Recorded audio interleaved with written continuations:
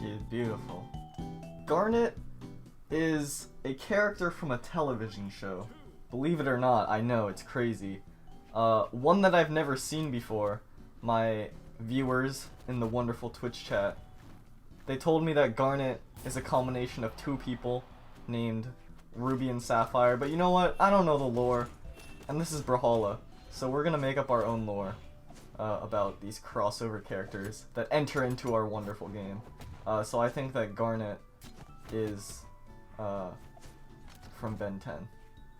So, talking a little bit about the character herself, how it's different from Petra. Is Garnet just better than Petra? And I think I'd venture to say yes. The reason why I think Garnet is just like strictly better, and it's not like it's insane or anything, I don't necessarily think she's pay to win. Part of it is just the familiarity aspect of a Petra signature versus a Garnet signature where, well, maybe you've played against 100 Petras in your day, but 2 of those were Garnet. And so just looking at the character silhouette, in the heat of the moment, you might not expect to see a Petra signature come out of it. There's also a couple things that don't have maybe as obvious of a sound cue, which is a big deal on most other crossovers, but actually with Petra, a lot of her signatures, the sound cues come in a little late anyway, so it's actually not really a big deal on Garnet. She is, I mean, I'm a little biased because Petra is my main, but she is the crossover that I use the most, the skin, in fact, that I use the most, so I have a little bit of knowledge, of course, of the details. You saw the wonderful, brilliant drawing earlier. That did not take me 10 minutes. That was very quick. Talking about actually utilizing Petra, utilizing Garnet in a match, I think that Petra has the best gauntlets in the game. I think if you're looking to main a Gauntlet Legend, and you have no attachment to any other weapon or any other stats or style or anything, then you should absolutely try playing Petra. Because her Gauntlet signatures, all 3 of them are incredible. N-Sig is like a sidelight times 100, and it's one of the best signatures in the entire game. Side Sig is a super fast, grounded, rush, which is always great to have on a weapon like Gauntlets, which don't typically have the longest range, so to be able to rush across the screen, get a nice knockout, it's very, very, very useful. It also doesn't have that many recovery frames, so trying to punish it is difficult. And then down sig, while less useful, it is a utility signature. You can use it to GC, teleport to the wall, and then escape a potential ground pound or dare that your opponent is using.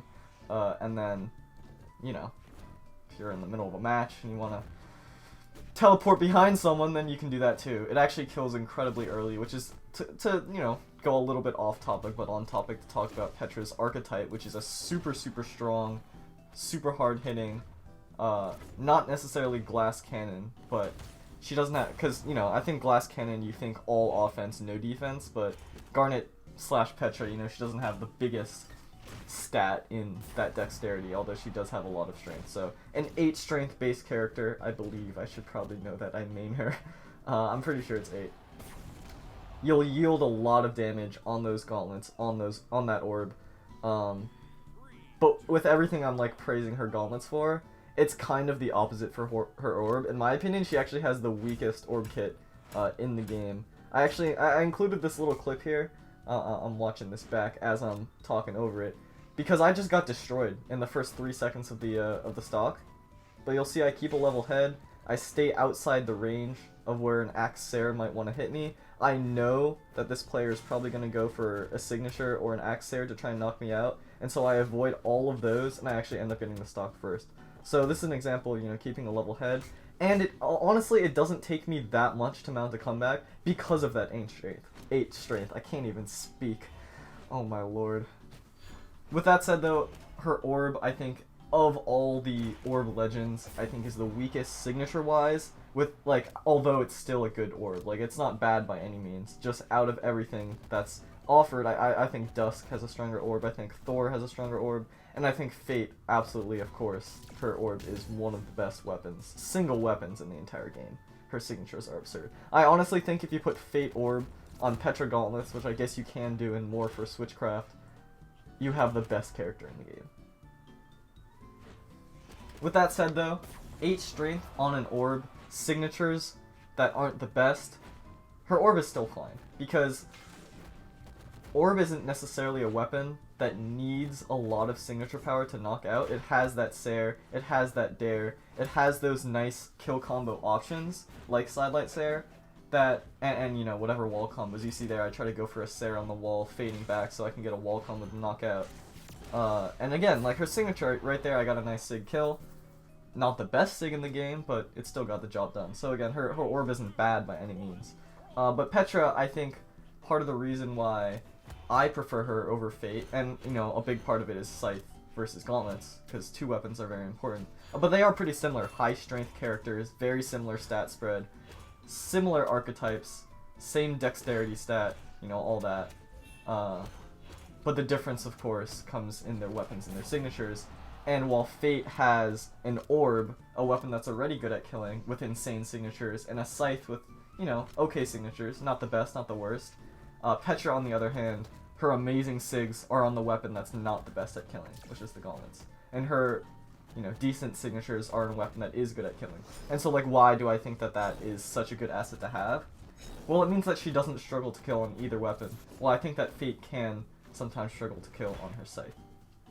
So, like, I feel way more comfortable in a kill situation with Petra's Gauntlets than I do with Fate's Scythe. And that's just like such a great asset to have on Petra, where no matter what weapon you have, even if it's unarmed, because unarmed is sometimes a better weapon to kill with than a lot of weapons in general. Maybe that's a separate issue, but no matter what, I feel like Petra can secure stocks, and that's such an amazing you know, thing to have, characteristic to have. I would say that's even the best characteristic of Petra's kit. I get a little antsy there. That was, you know. Sometimes you just want to toss up two weapons and hit a ground pound and then miss the ground pound, but I was just having fun. Yeah, if I were to make a video that talked about every legend's best characteristic, which is something that I was thinking of doing in the past, I might still end up doing that in the future, I think Petra's would be that no matter what situation she's in, unarmed, orbless, gauntletless, or rockin' like either of those two, she has an opportunity to kill. While still talking about her stats, her, I think, defense stance is the best that she has. Locking in that 4 defense, it's not the worst, but it's also not ideal. You don't necessarily want to have below 5 in either speed nor defense, and with that speed stance, or with the defense stance, excuse me, she has 5 in both. So 8, 4, 5, 5, I think is a good stat spread for her. Again, I'm pretty sure it's 8. No, it's definitely 8. It's definitely 8. I don't know why I don't know this, because this is the character I main. Also, I get that question a lot, but yeah, I do main Petra. I guess I main Garnet, but I've been using those two interchangeably this whole time, which I guess I shouldn't, because again, Petra is from Brawlhalla, and Garnet is from Adventure Time. There you notice I stood still for a little while, just to, you know, give them a little bit of a guessing game, fake them out a little bit, because they knew, my opponent, the Diana, they knew I was going to go for something. They knew I was, you know, waiting for them to come up or going to jump down with the ground pound. And the longer I stood still, the more and more pressure is on them. And then when I pull that trigger, when they don't expect it, sometimes it can work out. Here's an example of me using that down sig to try and recover. I included that clip even though I died. Yeah, I wanted to have this video be, you know, kind of a mini highlight reel type of deal. I basically just logged on to ranked, played for 40 minutes, and got 12 minutes of footage. If you ever wonder why I don't play a lot of ranked, it's because 90% of my footage was waiting in queue.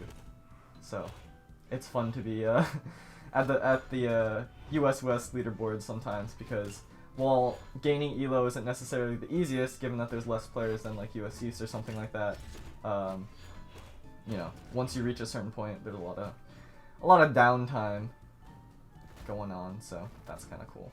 Here I wanted to include a clip of me almost dying, but I saved my resources, so, you know, maybe there's some things you can look at there. But the reason why I wanted to show that down sig is because sometimes you don't want to do it, and in that situation it would have been way better if I dodged diagonally out and punished the Diana trying to ground pound, knowing that Gun's ground pound has a hitbox big enough to hit me even if I teleport into the wall, as opposed to something like a sword dare or a sword ground pound, which might miss with the change in timing with that little teleport. So you gotta know what weapons you're up against. There's an example of me, you know, the last match I did that dash jump ground pound, got the kill, but I knew that this Onyx would expect it, so rather than doing the ground pound, I did a little bit of a fake out, jumped off the map, dodged back in, and then punished their options.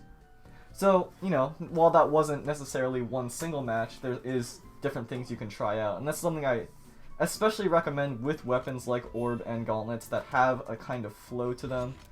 In this last match here, I'm just including this one in full. You can maybe commentate over it, just a little bit of a, I don't even know, analysis going on. There was a little bit of a custom combo, Silite into dash, or into chase dodge nair into Sair. I think that was the max damage I could have gotten out of just one combo there, so that's why I did that. But yeah, with free flow weapons like Orb, like Gauntlets, I just recommend just trying stuff out. Stuff that might never work, like tossing a weapon into the wall after a dare and then jumping and ground pounding.